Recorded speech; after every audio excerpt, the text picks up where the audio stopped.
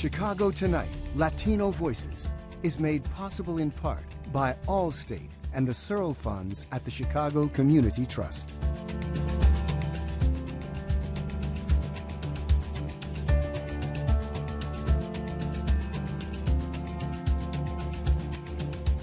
Good evening y bienvenidos to Chicago Tonight, Latino Voices. I'm Marissa Parra, reporter with CBS 2 Chicago. Thanks for sharing part of your weekend with us. Here's what we have on the show. Resources for healing in Highland Park following that deadly 4th of July mass shooting. Plus, food price inflation is hitting Chicagoans hard. We talk with local food pantries about how they're working to help feed families. And a new ordinance seeks to create more transit-accessible housing options across all of Chicago's neighborhoods. And a musical immersion summer camp teaching kids the many rich traditions of Mexican music. Every single person, their flair, their style, more than just their expertise and their instrument, makes Late Night Laundry what it is. And psychedelic soul band Late Night Laundry serves up some sonic energy. First tonight, the tragedy in Highland Park.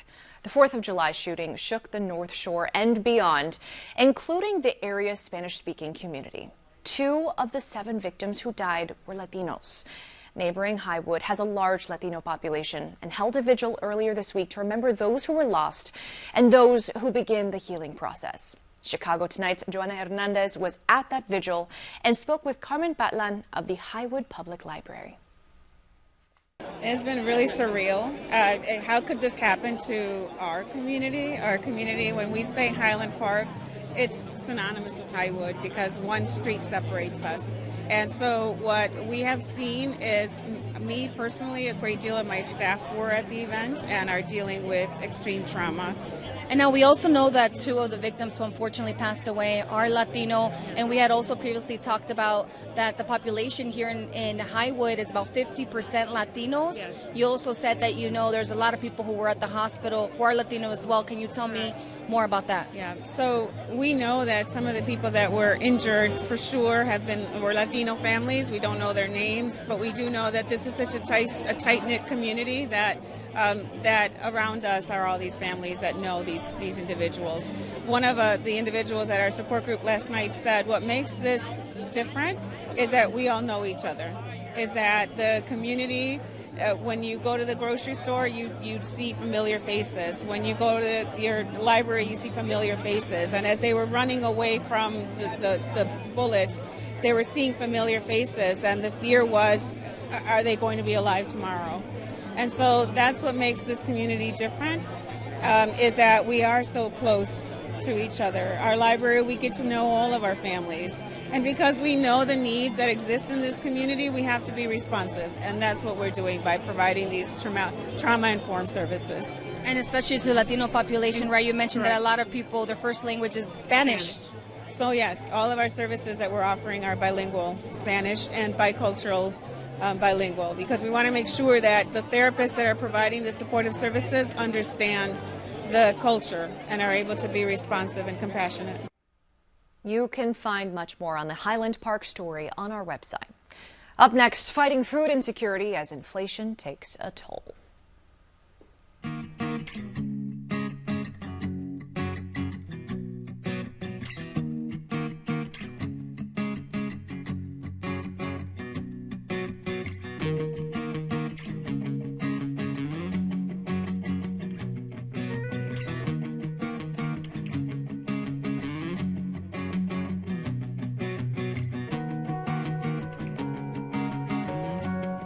As anyone who's gone grocery shopping recently knows, food prices are on the rise. The Bureau of Labor Statistics shows the cost of meat, poultry, fish, and eggs has risen more than 14% in the last year. Coupled with inflation elsewhere, those higher food bills are putting many people in a really tough financial spot. In Chicago, 28% of Latino families with kids are facing food insecurity, according to a study done in 2020. And families that rely on schools to provide meals for their children are feeling an extra pinch with kids at home during the summer break. Joining us now to talk about how the food pantries are helping feed local families, We have Michelle Ramirez, coordinator at Casa Catalina Food Pantry in Back of the Yards, Diana Franco, administrative coordinator for Pan de Vida Fresh Market, a free food store operated by New Life Centers that opened in Little Village last month, and Dr. Evelyn Figueroa, director of the Pilsen Food Pantry. Dr. Figueroa, to you first. Has the Pilsen Food Pantry seen an increase in need in recent weeks? This is something we're talking about in terms of inflation. Are you seeing that on your end? Absolutely. We operate constantly at capacity and have had to really juggle to get more food and respond to increased needs from community members. And can you give us any idea of statistics, how much you're seeing, whether it's a number or just in terms of the number of food that you're giving out that maybe you weren't before? Yeah, in January, a six-month snapshot is probably most pertinent for this. We were operating at about 300 clients per week, and it started bumping in February and then has been basically sustained since April. We distribute food to 1,500 families per month, which on average is 350 families per month. Great. Thank you so much. Michelle Ramirez, to you now. Have kids being out of school increased need in the community that you serve? Yes, absolutely. Similar to Dr. Figueroa. We've seen just from May to June, we increased 200 clients coming through the door just in June, 200 clients more than in May. And so we attribute that to kids being at home now and families really having to stretch their groceries, their money. More folks are coming in, and we anticipate that number is probably going to go up again in July and August, just because, again, kids are home, they're not receiving meals at school, and so now, families need to provide for them. Diana Franco, I want to go to you now. Pan de Vida Fresh Market recently opened in Little Village. Can you tell us about how you're set up to operate and why you chose that way? So initially during the pandemic, we were getting loose produce and pre-packed food boxes in which everything that they would get, they needed to take due to the fact that we had COVID going on. So we didn't want anybody getting sick due to if someone picks. So going into our fresh food market, they are able to choose now. They can choose whether they want eggs, no eggs, whether they want meat or no meat. They can choose the quantity of, we do have a limit on what they could take, but they could still choose it. If they don't want 10 onions, they could still take 5 onions. So we were aiming that, obviously we would specifically to touch people, like, hey, if you guys need resources, because not only are we a food pantry, but we touch family, we are able to help out families, kids, teens with programs that we have during the winter, fall, and summer. So we were aiming to help more people out with food and other resources, and to get to know our neighbor that literally is probably next door, other neighbors that just want to come out and talk and have someone to talk to by giving them just a watermelon or several watermelons. But yeah. And I'm sure people are so grateful when they come. Dr. Figueroa, with food prices rising just across the board, are you seeing a rise in operation costs for you guys, for your organization?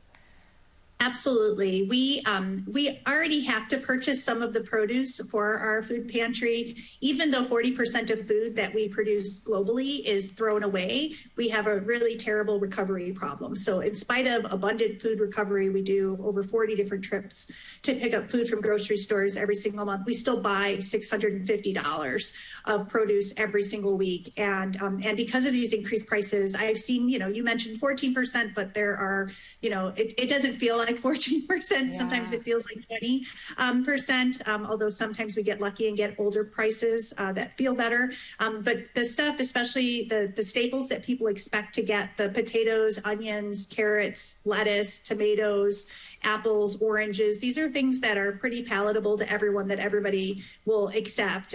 Those things have been harder for us to afford. And we are open 5 days a week. So we really want to make sure that the same things are available to people, that they have those same options. And it's been harder and harder. So we've been really hitting up our donors to help us make that difference.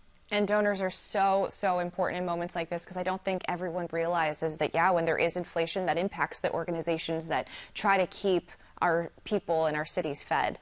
Michelle Ramirez, to you now. Your pantry also does special distributions for people with diabetes and seniors. Tell us a little bit more about that. Yes, absolutely. So on Fridays, we provide through, it's called a fund, Ryan's Joy. It's a donor who provides a donation just specifically for fresh fruits and vegetables.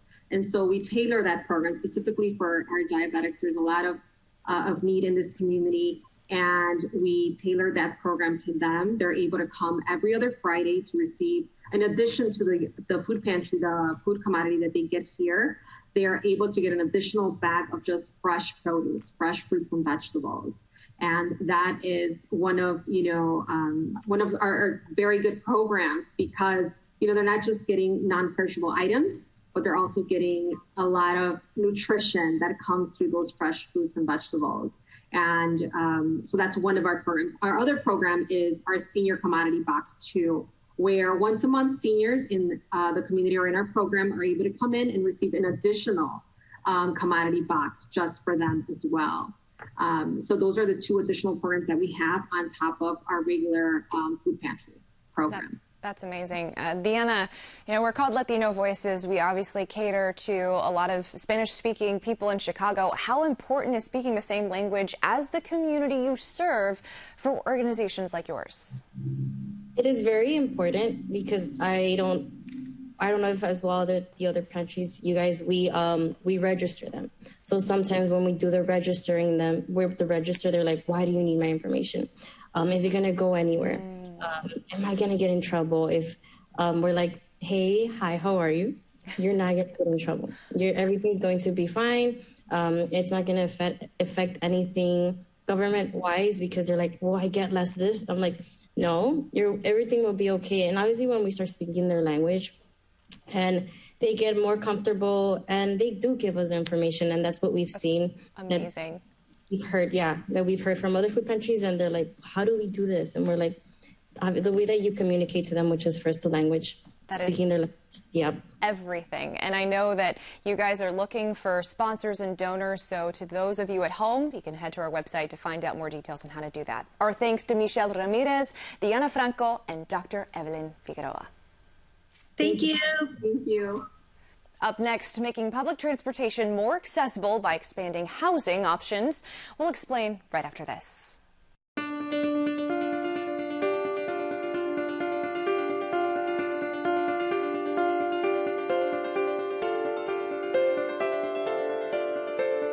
Here in Chicago, many of the areas with the most public transportation options are also the most expensive to live in. According to the Metropolitan Planning Council, 90% of transit-oriented development built between 2009 and 2020 has been concentrated in wealthier communities, particularly on the north side. The proposed Connected Communities Ordinance introduced to City Council aims to make public transit options more accessible for everyone. It proposes, among other measures, reducing barriers to more affordable housing developments near high-frequency bus lines and train stations. Joining us now with more, we have Lesley Onode, Managing Director of Strategy and Communications at the Center for Neighborhood Technology.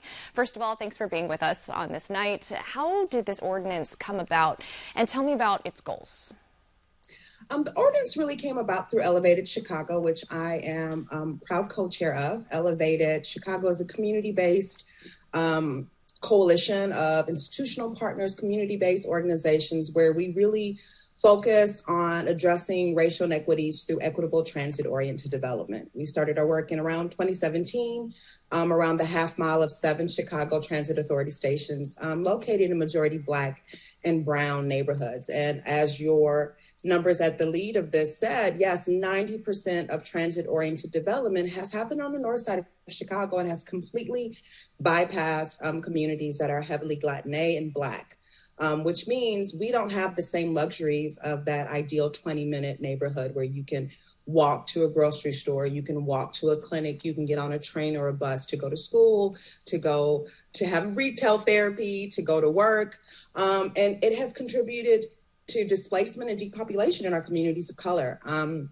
So Elevated has been working very hard first on ETLD policy that the city adapted. We worked for 3 years on that with over 80 partners, really looking at how we look at communities, how they're created, how they're planned, who gets to be a part of it, and making sure that the community has voices up front and not brought a plan after it's already done, but that there are ways for us to make sure that there are seats at the table for community leaders who don't look traditional in many senses, but who know what's best for their communities. Right. So that's where it really started. And now when we get to talking about zoning ordinances, growing up, I didn't know what a zoning ordinance was. I had no idea that there were laws that said this is how you can build in a community. This is how you can build in a city. This is what you can build.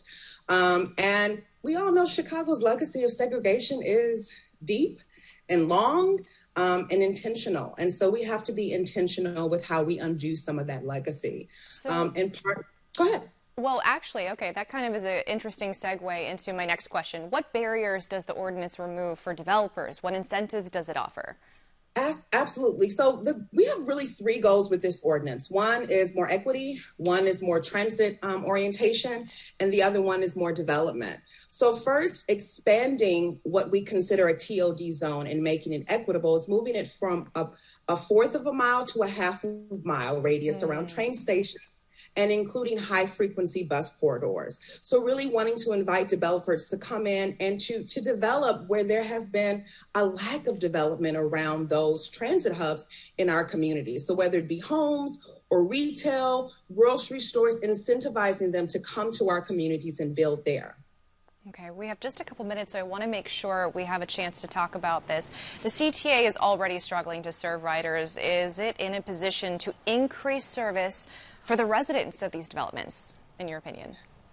So that's the lovely chicken before the egg conversation. And what we know is if we can have more dense communities where more people are using transit, that they're being less car reliant, then that increases volume for CTA, that increases revenue. And then we can have other conversations about how they can continue to best serve Chicagoans. This ordinance also aims to make it safer for Chicagoans to walk, to roll, to ride, to make the surrounding area around transit safer to get to. There are tons of really sad statistics. In 2021, 83 people were killed by car crashes within a half a mile radius around rail stations. So being intentional about zoning that helps that is really one way that we can really protect Chicagoans. We have less than a minute. I'm curious, have there been any objections from residents, and how have you guys been working to overcome that? There have not been significant rejections from residents. We know this is something that will benefit all Chicagoans. It's not a huge ask. It's really a small one that will be hugely impactful, especially to people who have not had the same opportunities that other communities in Chicago has. Right. We have about 15 seconds here. Want to get this in. What is next for the ordinance? What is next is a vote in City Hall. So call your alderman. If you want to see this happen in your community, and you should, for the climate, for yourself, for safety, for your neighbors, for legacy, this is something that you want to get behind. Call your alderman, call your alderwoman, let them know that this is something you would like them to vote for. So please make those calls before July 19th. And if you want more information, please get online, follow Elevated Chicago on all platforms. We're on Facebook, Instagram, Twitter, IG, and we go in great detail about the ordinance, and we'll be happy to answer questions if you ask any. Well, our thanks to Lesley Onode.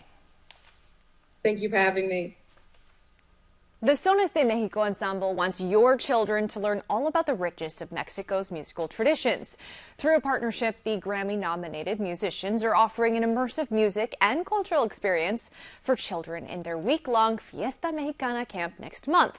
The Sonas de Mexico's Juan Diaz and Metropolitan Family Services Rick Estrada says they hope the camp will not only connect kids with beautiful sounds of Mexico, but also connect their families to community resources. Sonas de Mexico was founded in 1994 as a group that specializes in music traditions from different parts of Mexico.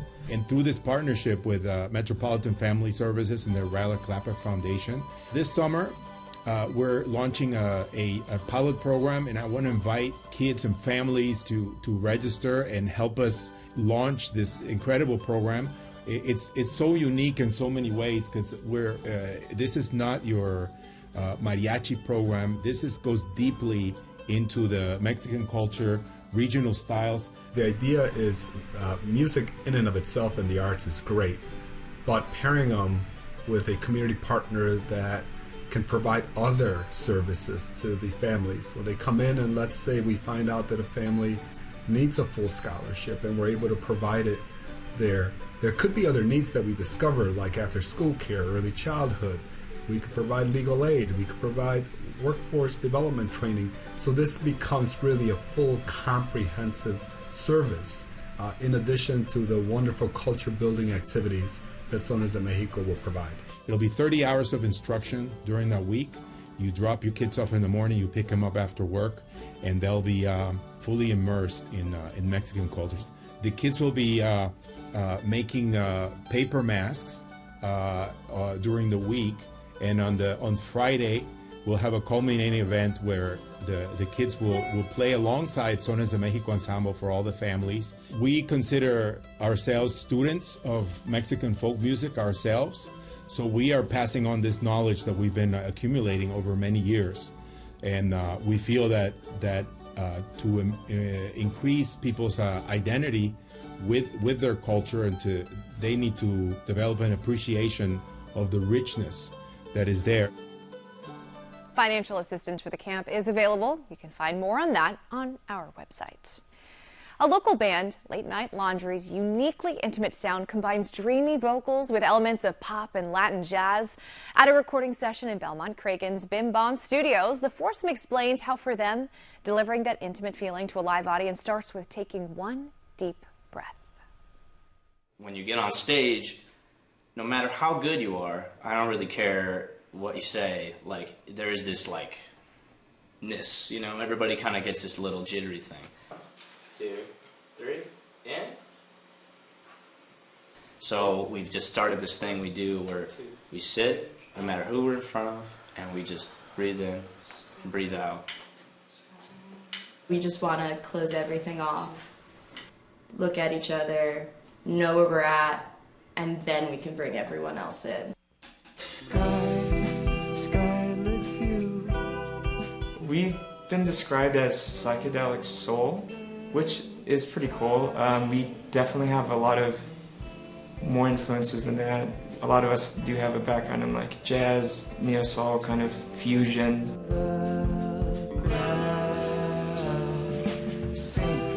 This whirlwind of like jazz and Brazilian influence, and jazz is, you know, brothers, sisters, cousins, grandmothers, but wrapped in this kind of, you know, indie bedroom pop sound.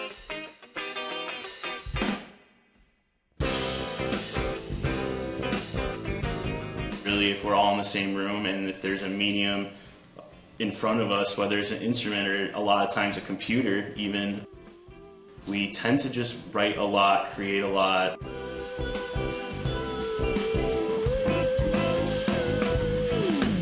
We all have played a part in songwriting, whether it's Brendan and I writing together, or it's starting off with like Emily and Alex just laying down a groove. I'll be just chunking with Alex through a song, and that's the groove I like to hit that feels really good. Like when that kick drum and bass are kind of one.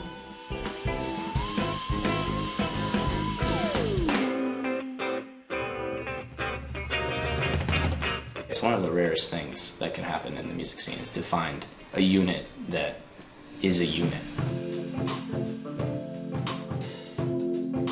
Music, as any other art, when it's collaborative, you reach like higher levels than you could as any given individual could, and I think that we all like really believe that. Every single person, their flair, their style, more than just their expertise and their instrument, makes Late Night Laundry what it is. There's something that happens that's very spiritual, that can't be intellectualized, that happens when you're with a unit and a family. And I think when people see that live with us, they're just like, whoa.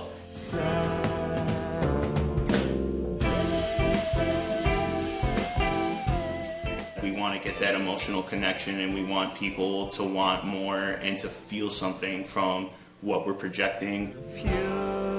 Future sound. for people to be able to feel the camaraderie and sense of family like within the band. You know, feeling that when they're at their shows or when they're listening to our music, I think that's super important.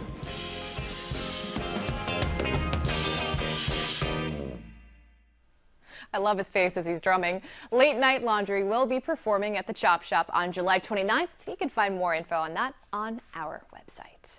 And that's our show for this weekend. If you're watching us on Saturday night, know that you can also catch Latino Voices and Black Voices on Sundays beginning at 10 p.m. And you can catch my reporting on CBS 2 Chicago.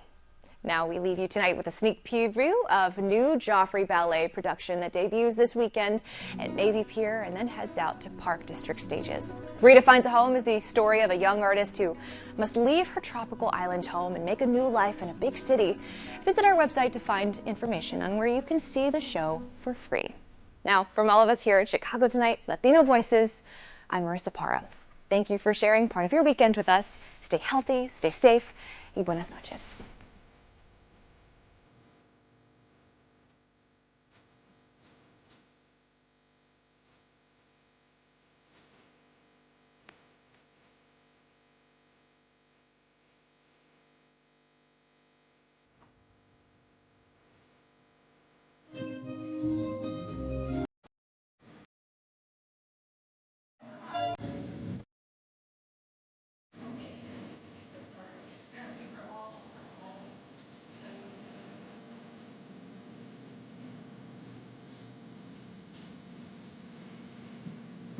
Closed captioning is made possible by Robert A. Clifford and Clifford Law Offices, a Chicago personal injury and wrongful death firm, and proud sponsor of programming that offers advice and strategies to enhance the physical and mental well-being of fellow legal practitioners in Illinois.